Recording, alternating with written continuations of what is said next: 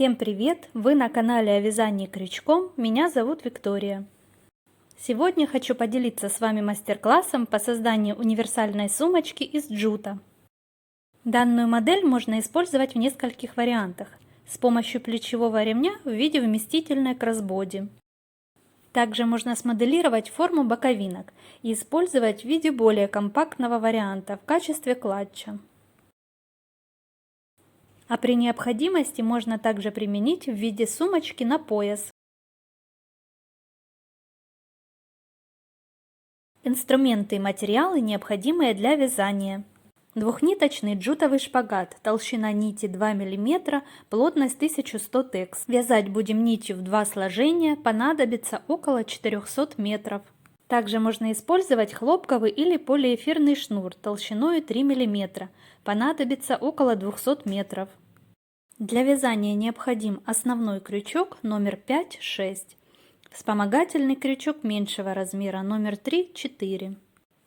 Также понадобится маркер, пришивная магнитная кнопка, бесцветная мононить и тонкая игла. Берем нить в 2 сложения и оставляем свободный конец длиной в метр. Он нам понадобится позже для сшивания боковинок. Делаем петельку, перекрещивая нить. Вводим крючок снизу, подтягиваем рабочую нить, накидываем на указательный палец левой руки, а безымянным и мизинцем придерживаем. Далее делаем первую воздушную петлю, хорошо подтягиваем нить и в счет эту петлю брать не будем. Затем нам необходимо набрать цепочку из 35 воздушных петель.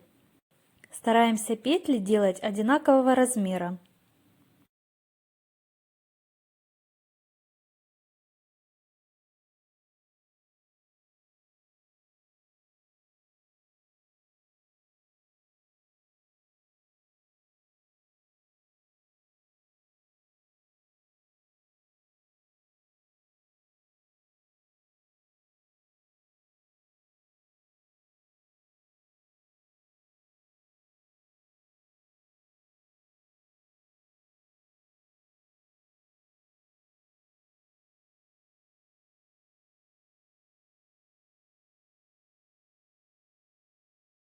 Чтобы свободный конец нити, который мы оставили для сшивания боковинок, нам не мешал, сматываем его и фиксируем при помощи маркера. Если маркера у вас нет, можно просто завязать небольшим отрезком нити.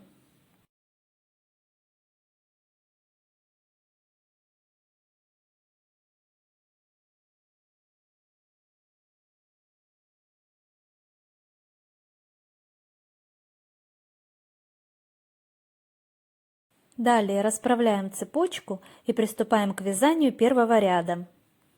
Вязать будем столбиками без накида за перемычку, которая находится позади косички. Делаем одну воздушную петлю подъема, переворачиваем слегка косичку и подхватываем левой рукой перемычку. Вводим в нее крючок, захватываем рабочую нить и провязываем столбик без накида. Так продолжаем до конца цепочки. В итоге у нас должно получиться 35 столбиков без накида.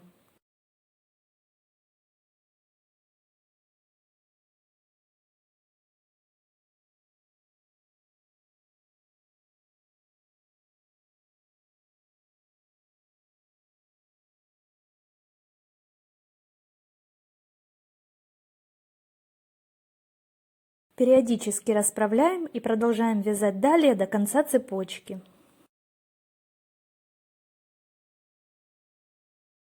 Провязали самостоятельно, осталось выполнить предпоследнюю и последнюю петлю.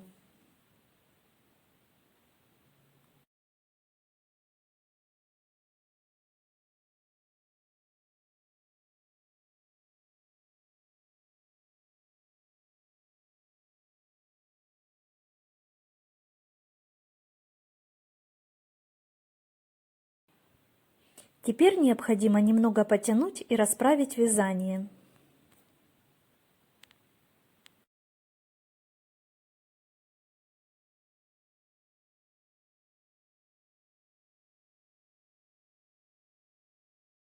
Мы провязали первый ряд таким способом для того, чтобы по окончанию вязания корпуса сумочки у нас была одинаковая косичка с обеих сторон вязаного полотна, а также после сшивания сумочки вышли одинаковыми боковинки. Делаем петлю подъема и приступаем к вязанию второго ряда. Теперь вязать будем также столбиками без накида, только за заднюю стенку косички.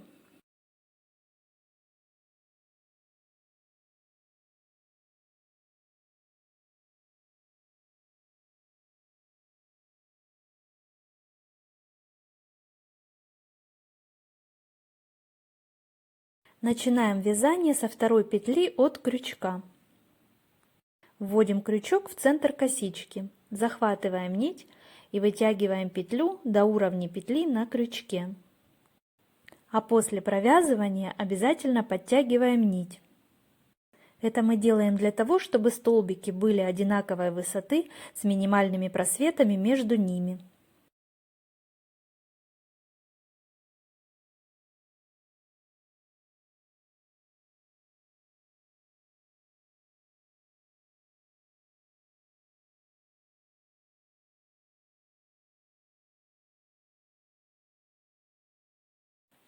Продолжаем таким способом вязание и встретимся в конце ряда.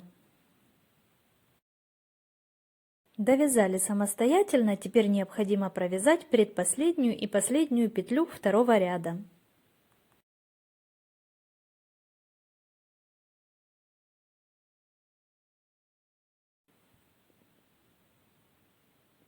Делаем петлю подъема и разворачиваем вязание. Не забываем после провязывания каждого ряда расправлять изделие. Все последующие ряды вяжем аналогичным способом, столбиками без накида за заднюю стенку косички. Снова начинаем ряд со второй петли от крючка.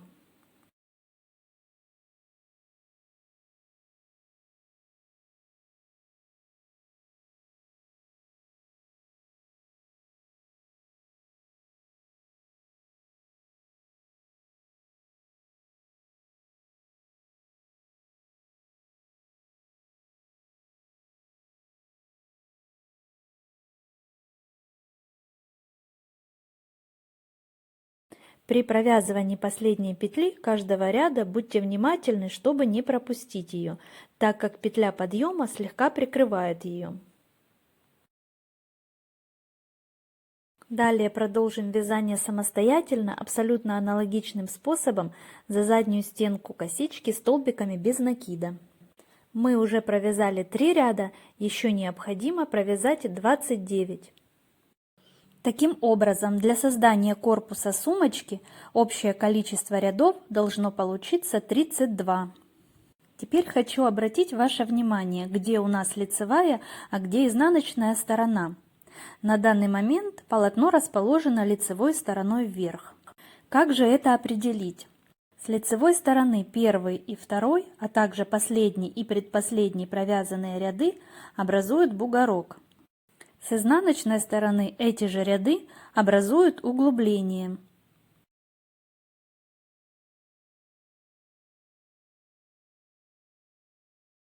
С обеих сторон вязаного полотна у нас имеется косичка, а также симметричное расположение рядов.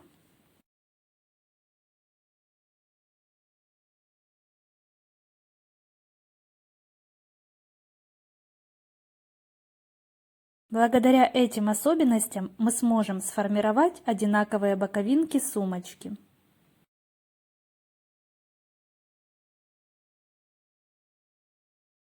После сшивания крайние ряды образуют загиб полотна, и первый и последний ряд как раз и будет служить боковинками. После того, как мы связали эти 32 ряда, необходимо провести влажно-тепловую обработку изделия. Проглаживаем через плотную ХБ-ткань поочередно с обеих сторон изделия. Как я провожу рукой, так вы проходитесь утюгом, буквально пару секунд. Сжатие не должно быть сильным, чтобы не деформировать узор. Уровень пара и температуры средний. Затем, пока изделие слегка теплое, сразу же моделируем форму. Расправляем его в длину, в ширину и в тех местах, где это необходимо. Итак, приступаем к сшиванию боковинок. Еще раз напомню, где выступающие крайние ряды с так называемыми бугорками – это лицевая сторона. Складываем изделие пополам лицевой стороной вовнутрь.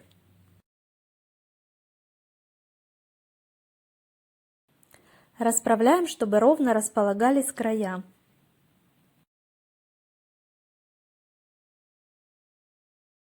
Итак, на данный момент лицевая сторона внутри, изнаночная снаружи.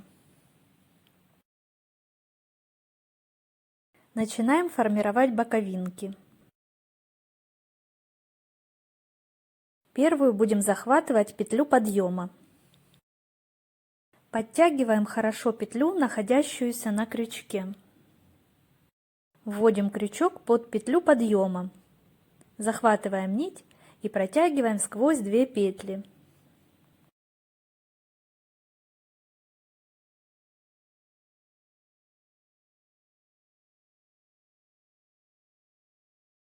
Далее при вязании будем поочередно захватывать внутренние стенки обеих косичек. Сейчас покажу, каким именно образом.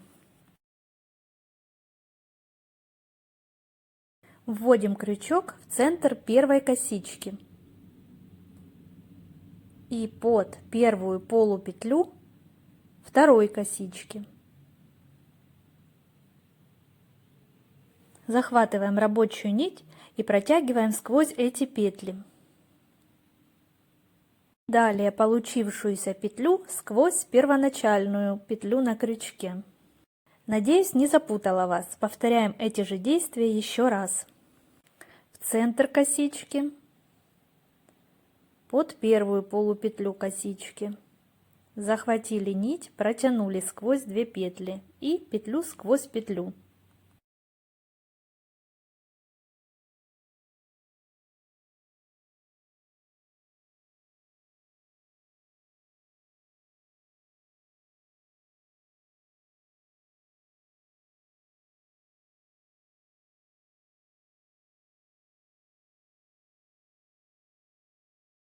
Так как мы вяжем в 2 нити, смотрите, чтобы эти обе нити и захватывались.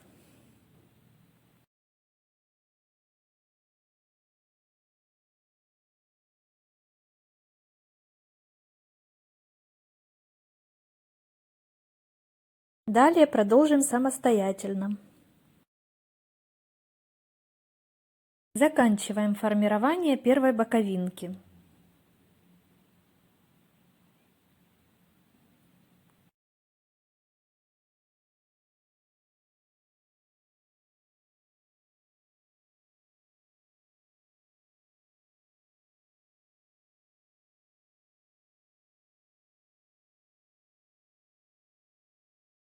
Далее не спешите обрезать нить. Необходимо вывернуть изделие на лицевую сторону и посмотреть на результат. Например, чтобы не осталось пропущенных петель или каких-либо еще недочетов. Посмотрите, какая в итоге сформировалась ровная и аккуратная боковинка.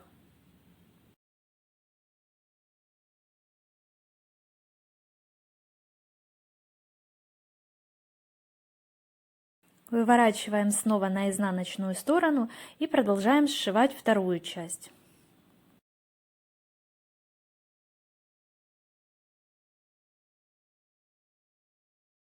Но для начала зафиксируем нашу работу.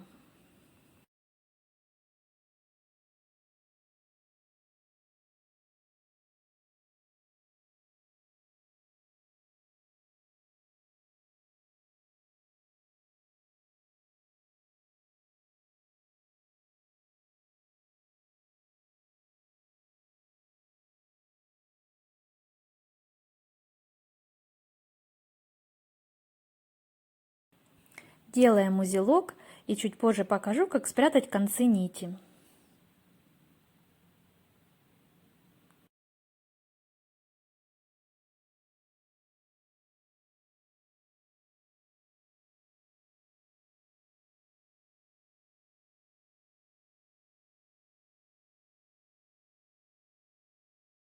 Вторую боковинку будем сшивать свободным концом нити, который мы оставляли в самом начале вязания.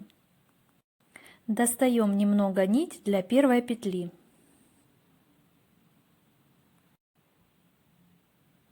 Вводим в нее крючок и подтягиваем нить. Далее порядок действий будет абсолютно аналогичным, как и при формировании первой боковинки. Комментировать здесь уже ничего не буду, думаю, и так все понятно.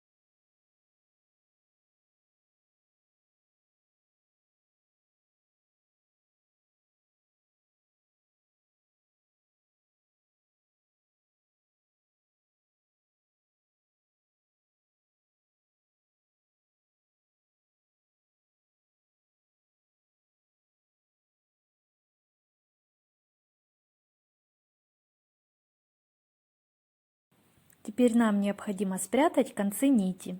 Будем это делать под петли первого ряда по изнаночной стороне. Для удобства используем крючок меньшего размера.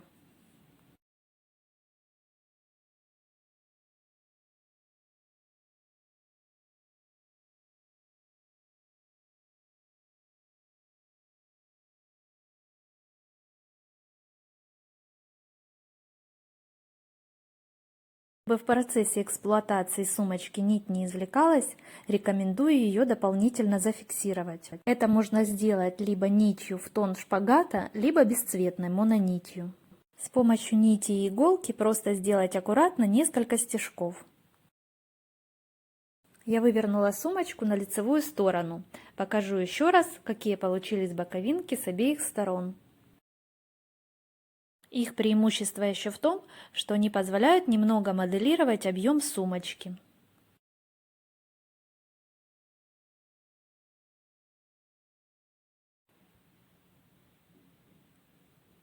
Далее нам необходимо будет сделать обвязку корпуса сумочки. Как видите, верхний край у нас получился рельефным, и это нужно сгладить. По идее, нам нужно провязать по одной петельке в каждый ряд, но такой способ обвязки не устранит рельефность. Я решила провязать по 2 петельки в местах углублений, минуя выступающие ряды. В итоге покажу, что получилось с обратной стороны. Это еще раз подтверждает, насколько же творческий процесс вязания, и некоторых результатов приходится добиваться путем проб и ошибок.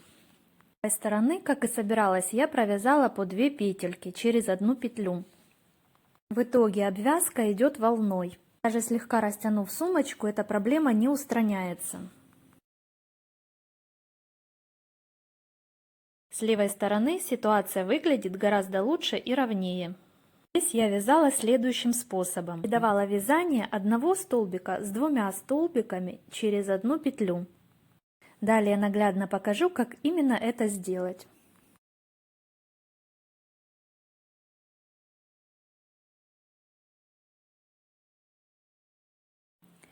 Вязать мы будем в петлю углубления. Она располагается слегка по диагонали и состоит из 2 полупетель.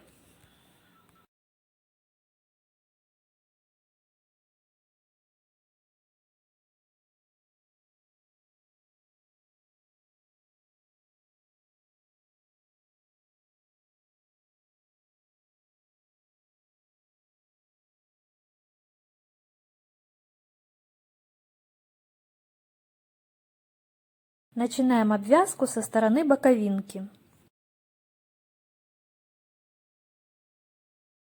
Берем нить в 2 сложения, оставляем небольшой свободный конец, его мы сразу будем ввязывать. Провязываем первый столбик без накида и подтягиваем нить.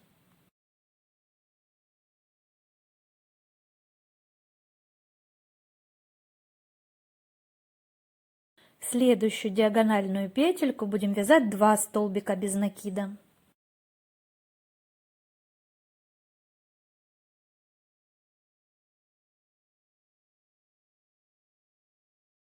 Не забываем при этом ввязывать свободный конец нити сразу в изделие. Чтобы край был ровным, вытягиваем петлю до уровня петли, находящейся на крючке, а после провязывания подтягиваем нить.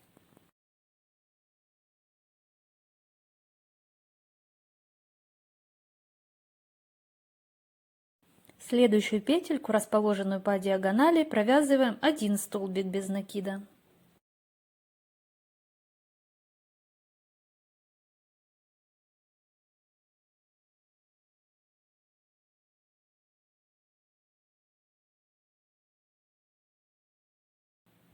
Теперь снова 2 столбика.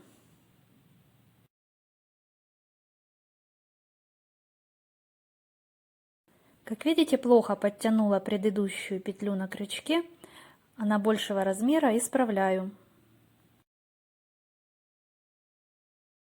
И так продолжаем далее обвязку до следующей боковинки, чередуя 1 столбик с 2 столбиками.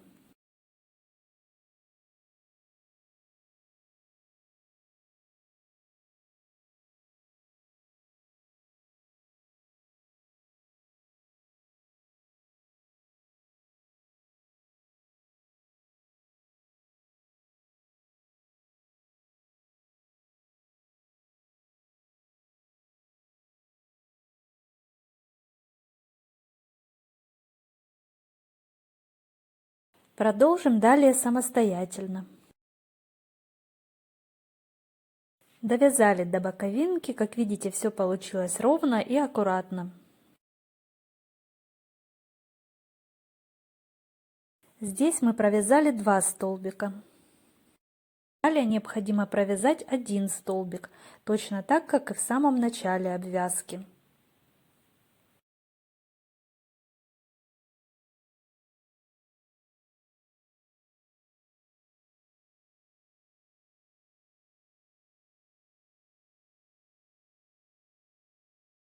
На центральную часть боковинки как раз приходится 2 столбика.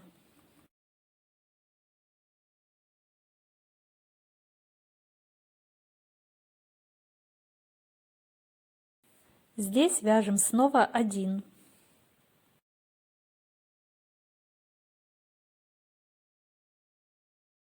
И дальше продолжаем таким же образом, чередуя 2 столбика без накида с 1 столбиком без накида.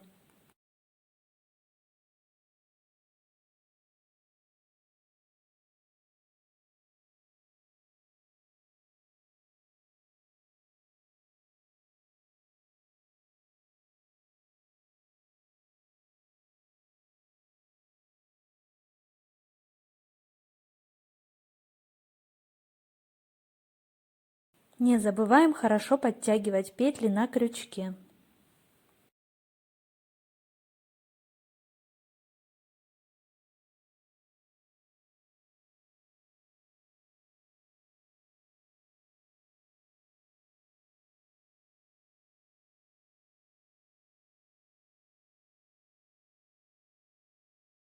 Продолжим далее самостоятельно.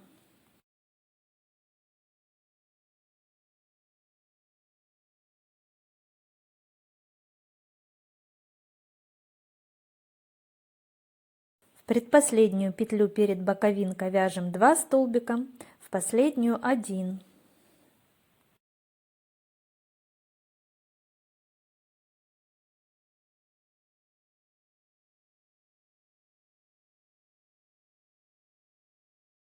И в центр боковинки снова вяжем 2 столбика.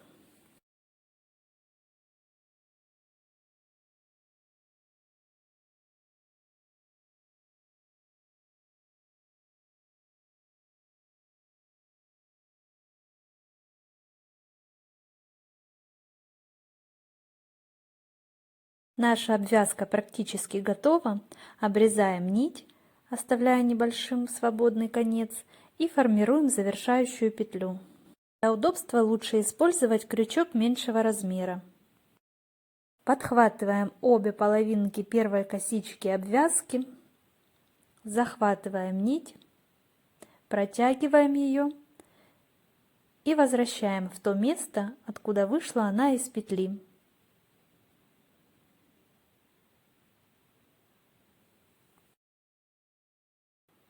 Обвязка корпуса сумочки готова. Теперь необходимо зафиксировать нить, сделав аккуратный узелок, и спрятать свободные концы таким же способом, как показывала ранее.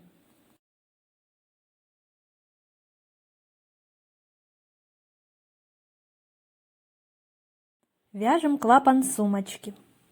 Перекрещиваем нить, оставив небольшой свободный конец. Провязываем 3 воздушные петли, учитывая первую.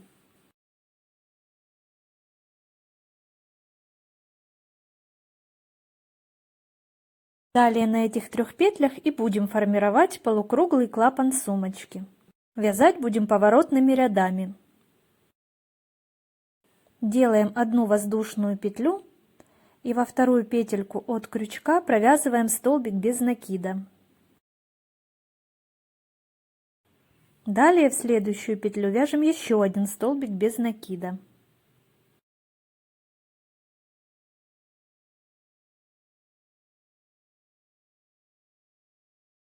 И в крайнюю петлю нам необходимо сформировать закругление, то есть связать 3 столбика без накида.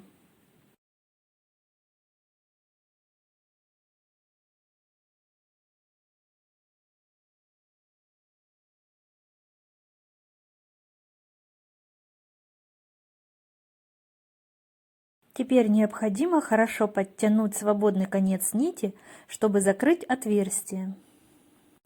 Далее снова вяжем по одному столбику без накида в следующие 2 петельки. И сразу ввязываем свободный конец нити.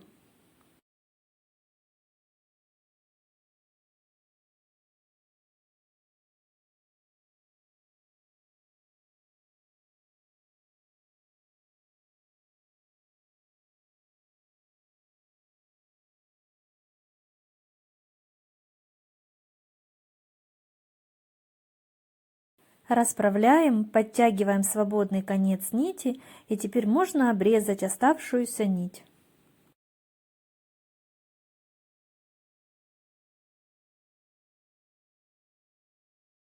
Вяжем петлю подъема и разворачиваем вязание.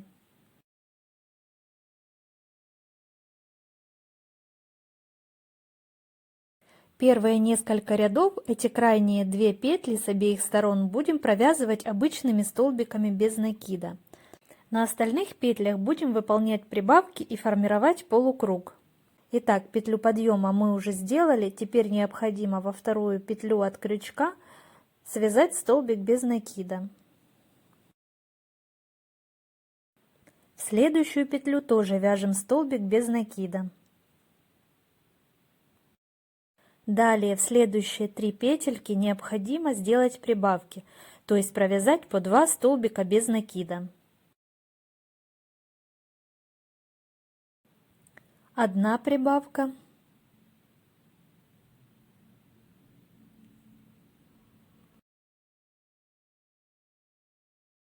вторая прибавка.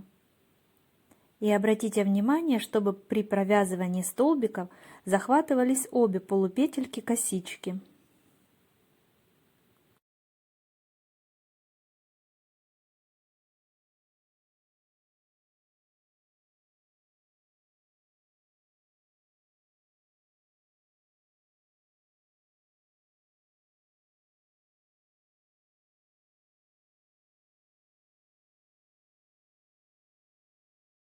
И третья прибавка. 2 столбика в одну петлю предыдущего ряда.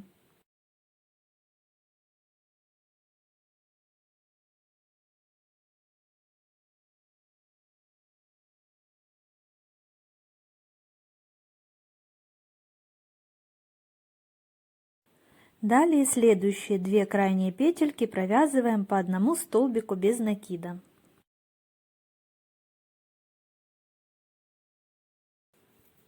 После каждого ряда расправляем вязание и придаем форму. В третьем ряду в крайние 2 петли с обеих сторон провяжем по одному столбику без накида. На остальных 6 петлях необходимо выполнить прибавки через одну петлю.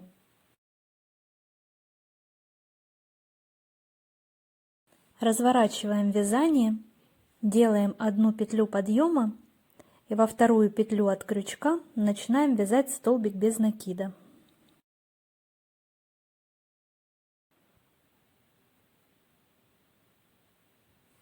Вяжем первый столбик, второй столбик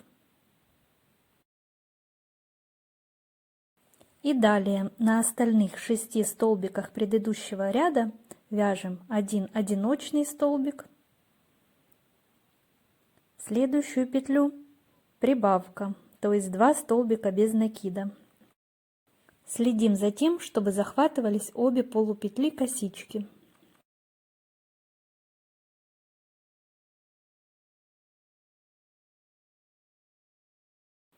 Далее снова одиночный столбик и в следующую петлю удвоение, 2 столбика без накида.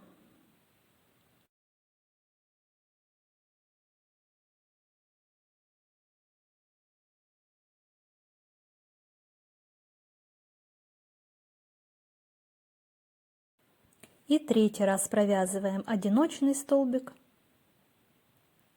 и 2 столбика без накида.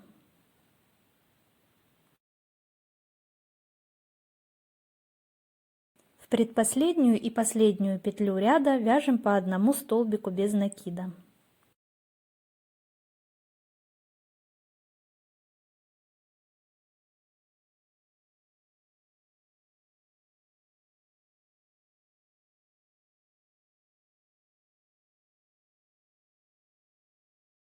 Делаем петлю подъема на 4-й ряд и разворачиваем вязание.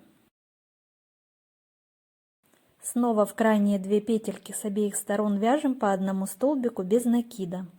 Далее на остальных 9 петлях предыдущего ряда делаем прибавки через каждые 2 петли. Снова во вторую петлю от крючка вяжем одиночный столбик. В следующую петлю еще один одиночный столбик. Далее на следующих 9 петлях предыдущего ряда вяжем 2 одиночных столбика, 1 прибавка. И так 3 раза. Провязали 1 одиночный, 2 одиночный и в следующую петлю прибавка, то есть 2 столбика без накида. Далее снова 2 одиночных, 1 прибавка.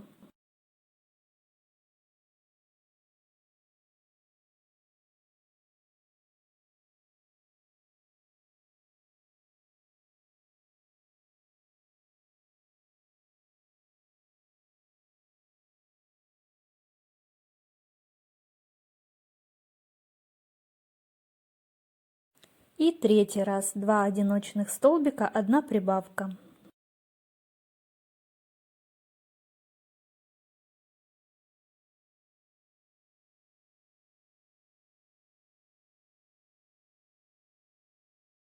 В предпоследнюю и последнюю петлю 4-го ряда по одному одиночному столбику.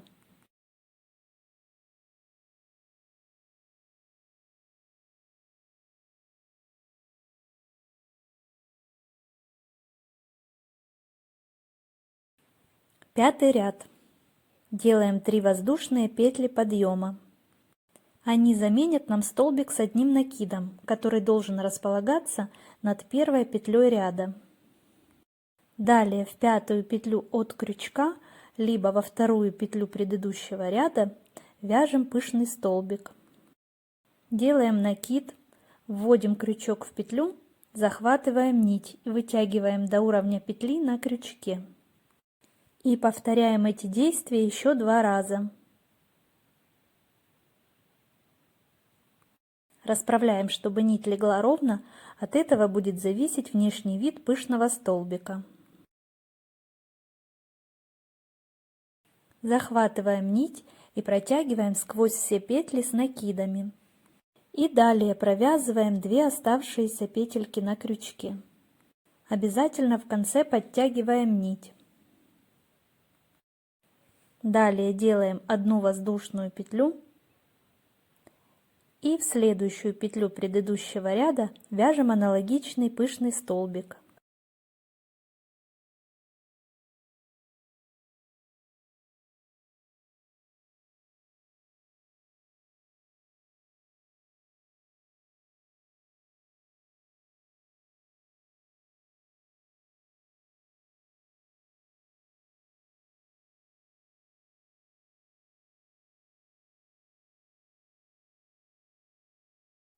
Далее до конца ряда будем повторять те же действия.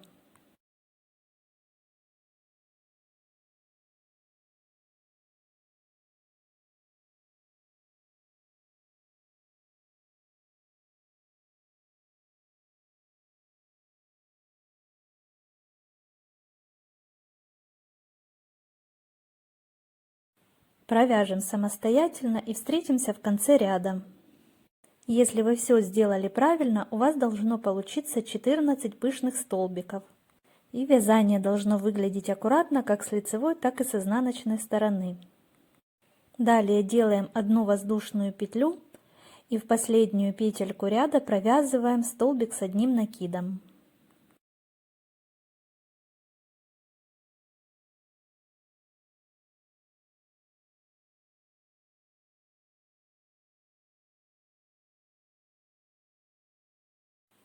Расправляем вязание после каждого ряда.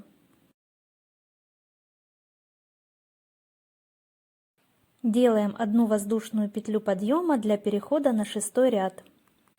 Этот ряд будет состоять только из столбиков без накида.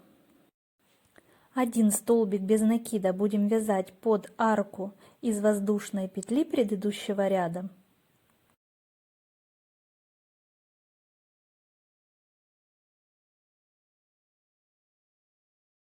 Следующий столбик без накида под 2 полупетли косички пышного столбика предыдущего ряда. Не забываем при вязании вытягивать нить до уровня петли, находящейся на крючке, а после провязывания подтягивать нить.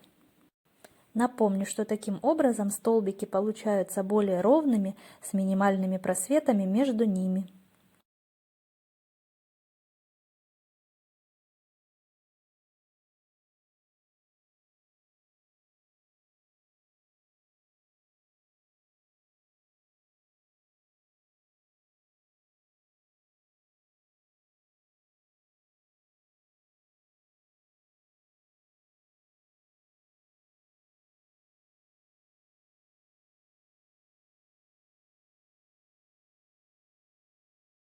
Таким же способом продолжаем вязание до конца ряда.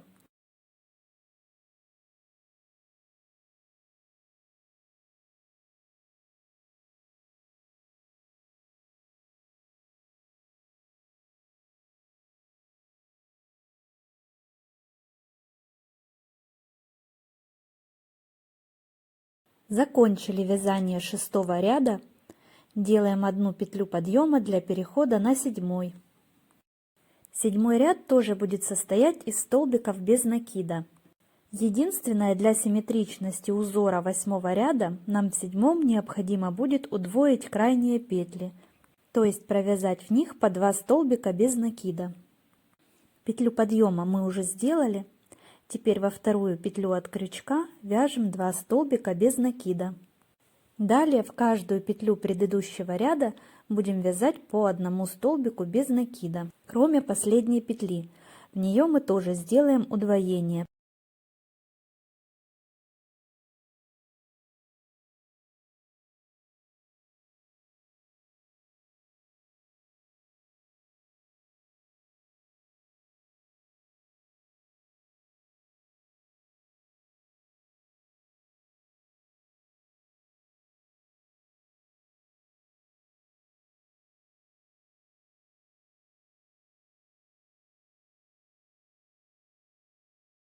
Заканчиваем вязание 7-го ряда и в последнюю петлю не забываем провязать 2 столбика без накида.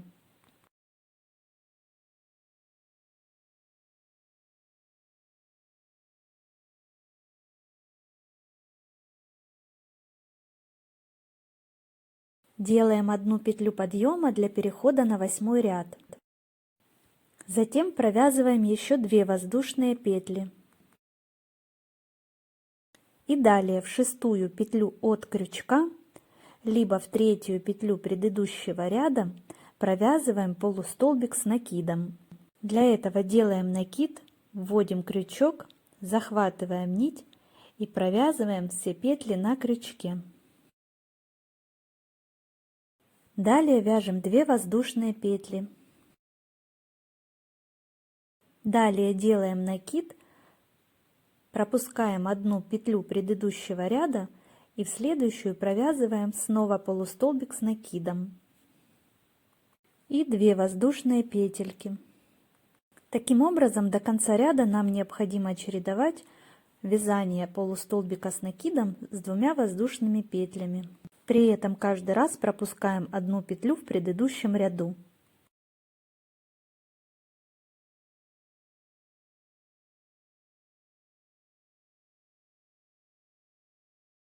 Завершаем 8-й ряд 2 воздушными петлями и полустолбиком с накидом, связанным в последнюю петлю предыдущего ряда. Делаем 1 воздушную петлю подъема и в 9-м ряду будем вязать над арочкой из 2 воздушных петель по 3 столбика без накида.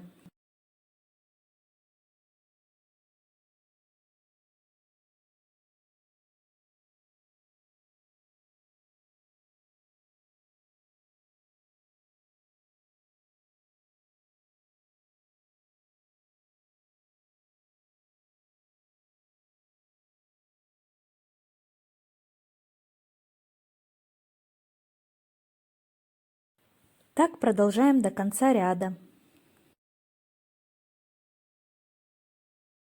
Завершили вязание 9-го ряда и над последней арочкой из 2 воздушных петель тоже провязали 3 столбика без накида. С 10-го ряда начнем формировать верхнюю часть клапана. Над каждым провязанным рядом с обеих сторон нам необходимо будет сделать по 1 столбику без накида. Кроме ряда с пышными столбиками, над ними мы провяжем по 3 столбика без накида. Также необходимо будет в центральной части клапана тоже сделать 1 столбик без накида.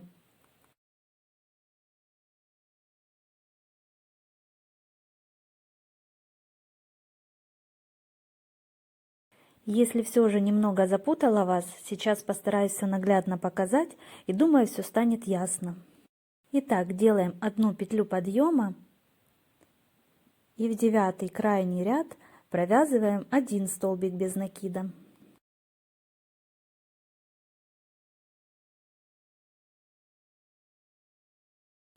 В 8-й, 7-й и 6-й ряд тоже провяжем по 1 столбику.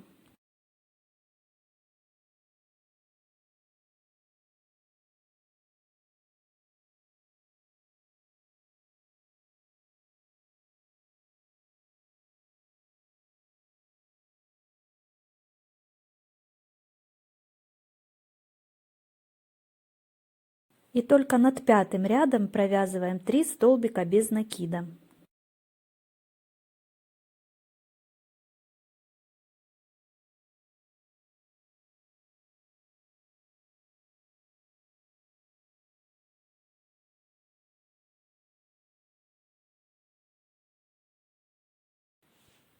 Далее в 4-й, 3-й, 2-й и 1-й ряд тоже вяжем по 1 столбику без накида.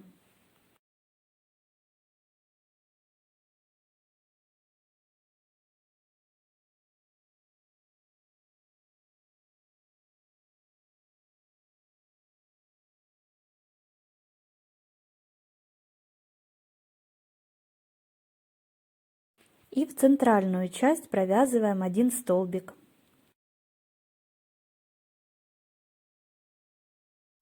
Далее будем вязать в зеркальном порядке. В первый, второй, третий и четвертый ряд снова по одному столбику без накида.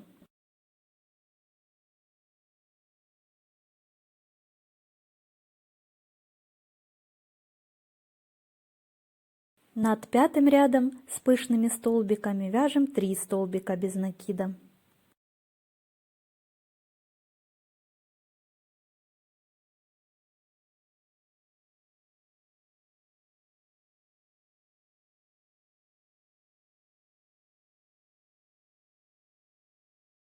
И в шестой, седьмой, восьмой и девятый по одному столбику.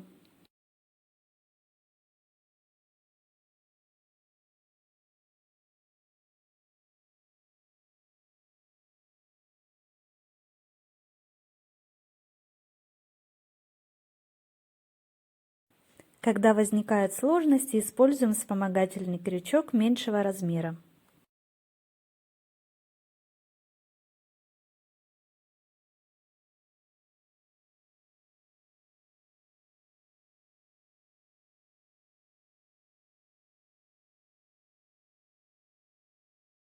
Расправляем вязание в тех местах, где это необходимо.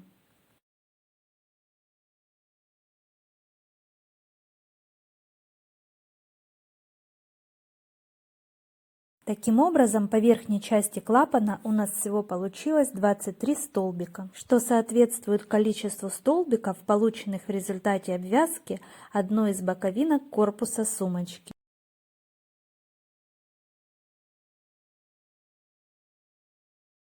Теперь нам необходимо еще провязать 2 поворотных ряда столбиками без накида. Делаем петлю подъема и разворачиваем вязание.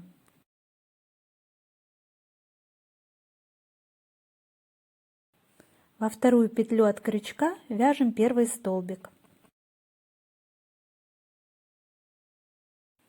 Далее вяжем столбиками без накида в каждую петлю предыдущего ряда.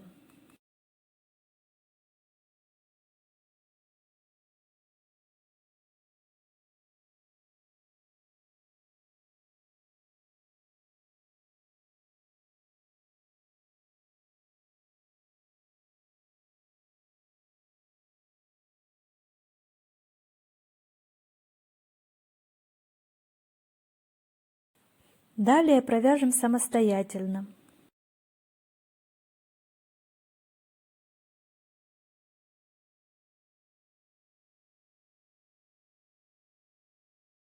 Заканчиваем ряд, провязывая последний столбик.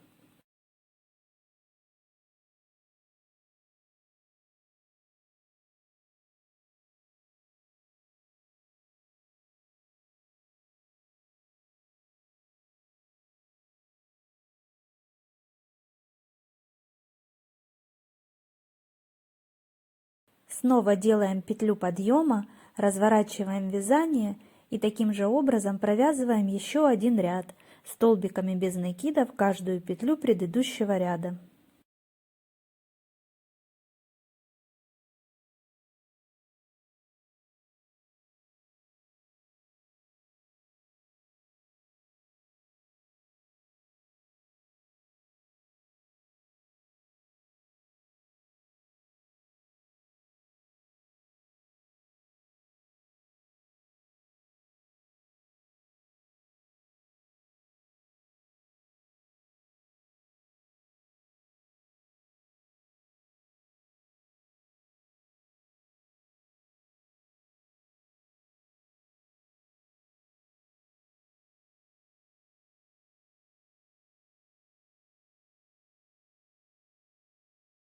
Завершающий этап вязания клапана — его обвязка.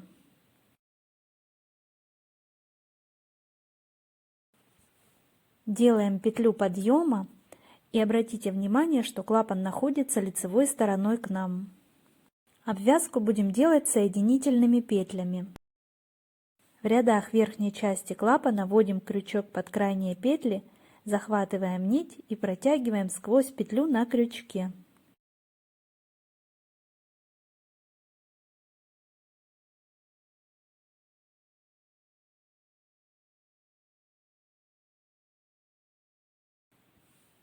Далее будем вводить крючок в центр косички 9-го ряда и вязать таким же образом, захватывать нить и протягивать сквозь петлю на крючке. Чтобы обвязка получилась аккуратной, петли старайтесь вытягивать одинаковой величины.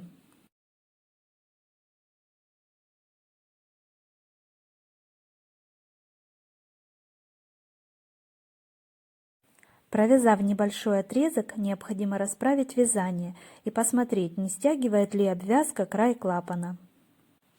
Если все в порядке, продолжаем таким же образом до конца.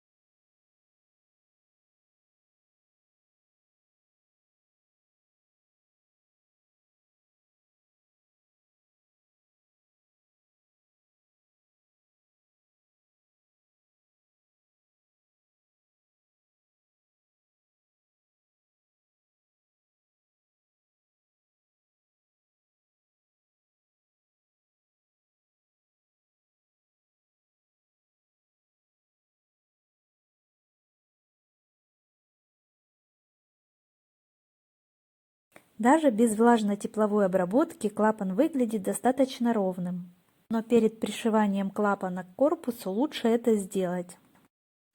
Проглаживаем буквально пару секунд только с изнаночной стороны, чтобы не деформировать узор.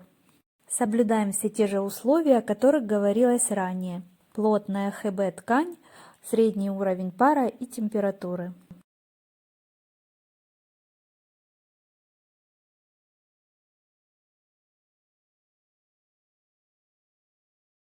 После проведения влажной тепловой обработки приступаем к пришиванию клапана к корпусу сумочки. Для этого нам необходимо обозначить именно ту петельку, с которой начнем пришивание. Она идет следом за петлей, расположенной напротив боковой грани. Вот петелька боковой грани, и следом за ней идет та петля, с которой мы начнем пришивание. Точно так и с другой стороны. Петля боковой грани, и в следующую петельку заканчиваем пришивание. Хорошо подтягиваем петельку на крючке. Вводим крючок в центр косички обвязки корпуса. Посмотрите, пожалуйста, внимательно еще раз. Вот боковая грань, и эти две петельки как раз расположены на углу боковой грани. Вводим крючок в первую петлю, подхватываем нить снизу, протягиваем сквозь петлю обвязки корпуса и сквозь петлю клапана сумочки.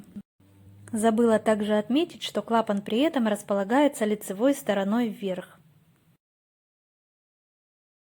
Далее вводим крючок в центр косички следующей петли клапана и, соответственно, в центр косички следующей петли обвязки корпуса.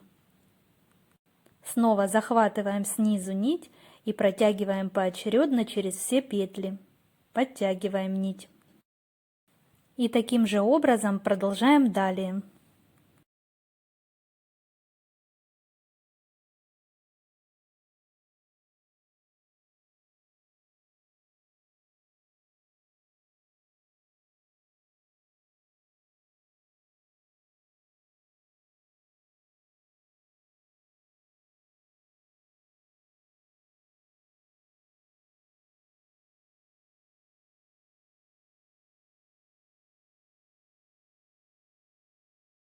Провязав немного, нужно обратить внимание, не сильно ли мы стягиваем при соединении клапана и корпуса. Также посмотрим, все ли ложится ровно. Если все устраивает, продолжаем далее соединение. Провяжем последние петельки при соединении.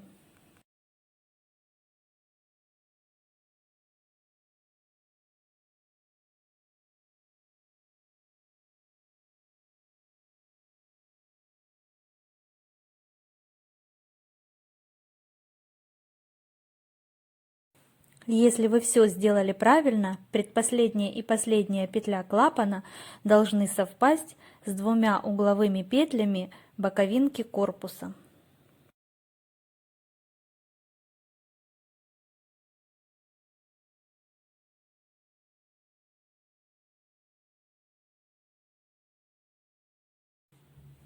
После завершения соединения расправляем вязание.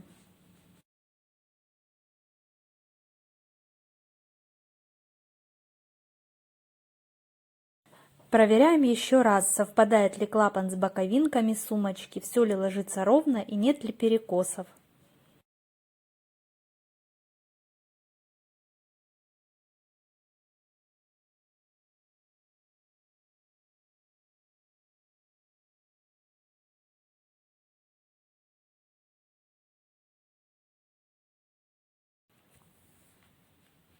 Место соединения клапана и корпуса можно также прогладить. Для этого надеваем сумочку на край гладильной доски и выполняем влажно-тепловую обработку согласно тех условий, которые были озвучены ранее.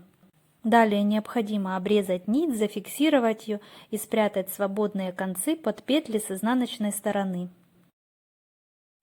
Для фиксации клапана обычно использую пришивную магнитную кнопку. Одну составную ее часть располагаем посередине с внутренней стороны клапана.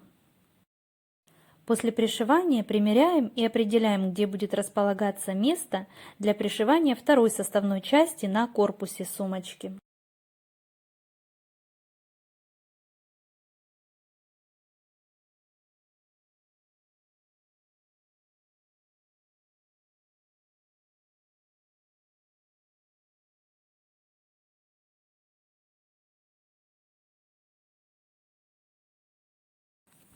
Для пришивания кнопки обычно использую бисерную иглу. Ее удобство заключается в том, что она тонкая и гибкая.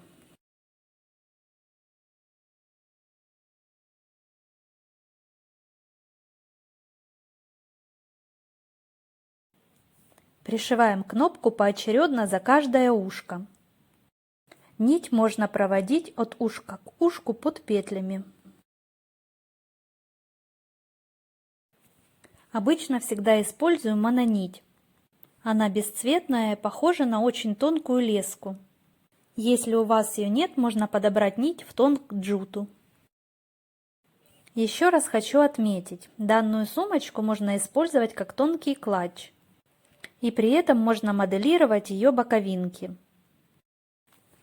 Если вам нужна более объемная сумочка и вы ее будете носить в качестве кроссбоди, также можно придать ей нужную форму. Для этого расправляем боковинки и придаем объем корпусу.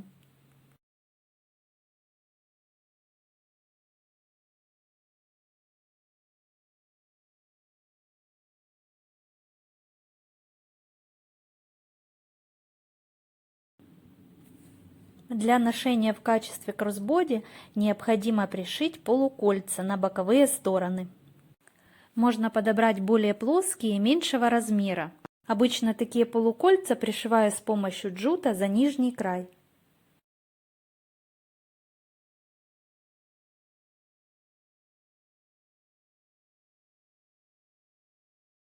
Надеюсь, данный мастер-класс был для вас полезным. Буду рада увидеть ваши работы. Присылайте мне их в директ Instagram. Активную ссылку оставлю в описании под видео.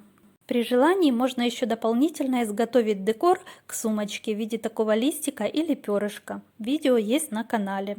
На этом все. Спасибо за внимание. До новых творческих встреч!